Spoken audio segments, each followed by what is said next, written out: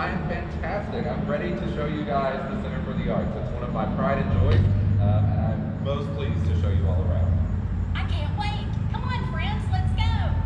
So now we are in the main lobby space of the Center for the Arts. Not a lot goes on here, but this is a gathering place before performances. It's also used as a multi-purpose space. There are receptions and banquets and weddings, all that have occurred here in our lobby space. Typically, there's a great deal of art on display as well. However, with COVID-19, most of those visual art displays have been put into storage just to preserve them. One piece that does remain is Nightmare, which was gifted to the Center for the Arts when it opened. It's this beautiful mosaic horse mirrored after Van Gogh's Starry Night. So if you were coming to a performance at the EKU Center, we always offer complimentary coat check. So in the theater, there's not a lot of room around you and your guests and the other people who are attending the show. So in the winter, if you have big, heavy coats, it's great to stow them someplace where you know it'll be safe throughout the duration of the performance. So you just drop it off here to an attendant before the show. They give you a tag and you come back after the show and collect your coat and any other belongings that you've left in the check. This is the box office where we manage all of our tickets for EKU Center performance events. It's also a general point of information for any of our patrons and guests of the EKU Center, where they can come and ask questions about the programs that we have going on in the space, purchase tickets for shows that they want to see, and ask any questions that they have of our box office attendants. Hi, I'd like to buy a ticket, please. Absolutely. We are now inside the theater. Our theater holds about 2,000 people, and you can see that we have several different sections for seating. Behind me, we have Orchestra 1. These are all the seats on the ground floor closest to the stage. You can see that they slope down towards the stage to give everyone a gradual incline in their viewing. Back here to the left is Orchestra 2. Of course, these two sections are only divided by this large walkway. And above us, you see two different balconies that we have, Grand Tier 1 and Grand Tier 2, which offer more of a bird's eye view of these performances. There's also our box seating that you can see along the far wall. Box seats are an historical element in theaters. You'll notice that they don't offer particularly the greatest view of what's happening on stage. Box seats are more of for people seated in them to be seen, as opposed to them seeing the performance. It's historically it's been a status symbol, a designation if you're seated in a box seat at a theater. Again, it's more about you being seen in that box than you being able to see what's going on stage. So now the house lights are on in the theater. This is what it would look like as people come in to take their seats. However, once the house lights go down, that means that it's time for the performance to start, and it's time for us to be quiet and pay close attention to what's going on stage.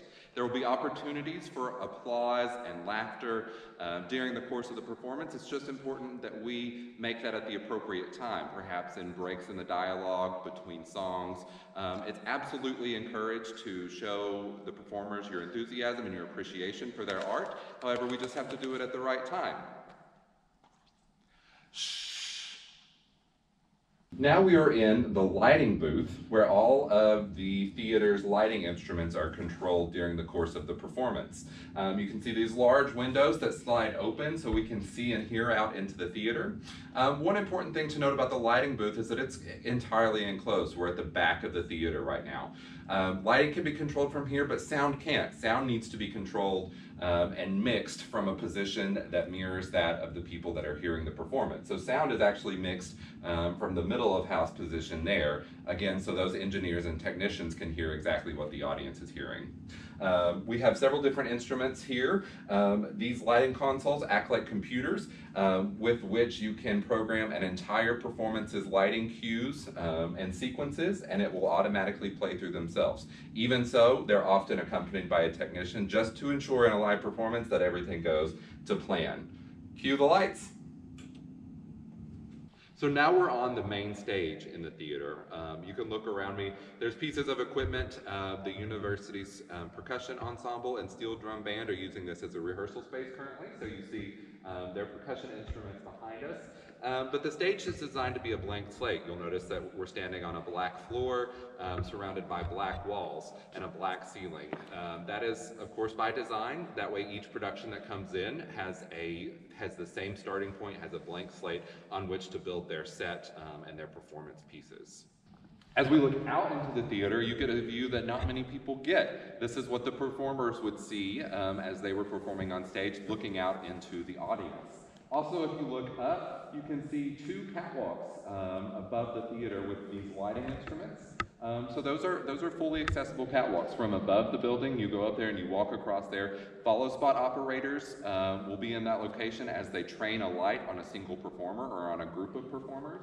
And those different lighting instruments can be operated by a technician in that location way above the theater. There's also speakers hung from here. This is our house fill speakers. So just those little boxes up there can fill the entire room with sound. Now for a rock concert or something bigger, you may see some additional sound equipment brought in. They have subwoofers that a lot of times sit in the corner of the stages that are as big as a table. So really large pieces of equipment to create the desired effects. All right, so behind me and above us, we have the theater's state-of-the-art rigging system. Essentially, the way that this works is all of these ropes behind me are attached to poles that are above the theater. And this is how we fly in or suspend pieces of scenery, set, audio equipment, individual lighting instruments, the curtains that you see in the theater, all are attached to poles that hang above the theater. And then on the opposite end of those poles, the same amount of weight that's being put that exists in the curtain or the lighting instrument or the speakers are countered here with these large steel chunks. That way we balance the system and things can remain suspended out above the theater. So now we're backstage here at the Center for the Arts. This is our technical workshop. So this area houses our technical director, and it's also, just as it sounds, a workshop where equipment maintenance is taken care of. We store a lot of our tools and equipment. You'll see behind me, we have this large personnel lift. That's for accessing things that are in the ceiling and above the theater. Essentially this little box here is where a person can stand, and this machine will raise them up 50-ish feet in the air to perform work and maintenance. You may also be wondering about the chandelier hanging behind us. That actually wasn't used for a performance, it was used for a special event on stage. It was basically a center point of a design. So what we would, it's hung here for storage. So what we would do is we would lower it down. There's a box that it carries in. And then this would be attached to one of those pipes in the rigging system that we just looked at.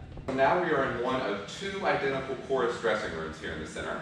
And they're called chorus dressing rooms because they're intended for several members of the company or crew. The chorus in a Broadway production is what it's designed for. So you see that we have several makeup mirrors all around the exterior of the room, all lit for individual performers to do their hair, makeup, and costuming. There's some seating area in the center of the room, as well as a bank of sinks. Showers are located behind there as well for performers' use, but this is essentially one of the hospitality and preparation areas for large performance groups that come in. All right, so now we are in the venue's second performance space, our black box theater.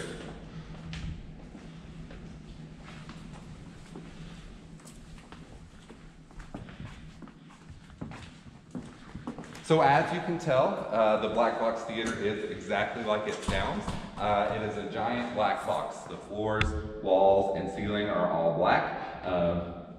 It's designed to be, again, a blank slate for performances to create exactly what they need in this space. Of course, it's smaller than our grand theater. It's designed for more intimate performances. There's a variety of different ways that this can be set up with seating on risers. They'll build a stage platform in the middle of the room often. And then of course there's also a lighting grid above us where lighting instruments and sound equipment can also be hanged just like the rigging system in the main theater. We are up above the stage in a section of the theater that not a lot of people get to see. The rigging system that we saw earlier, we've got the ropes behind me and the pipes over here. This is the way that everything is flown into the theater. You can look down on the stage from there. There is a whole system of these catwalks and spiral staircases that connect the upper regions of the theater and allow access for technicians operating sound and lights and scenery.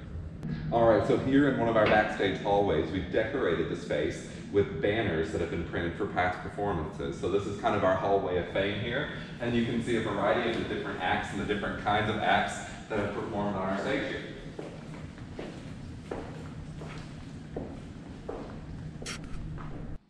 Friends, I hope you've enjoyed our tour of the Center of the Arts with Mr. Ryan Poynter. We are so thankful that he allowed us to come and tour, and we really learned a lot about the Center for the Arts.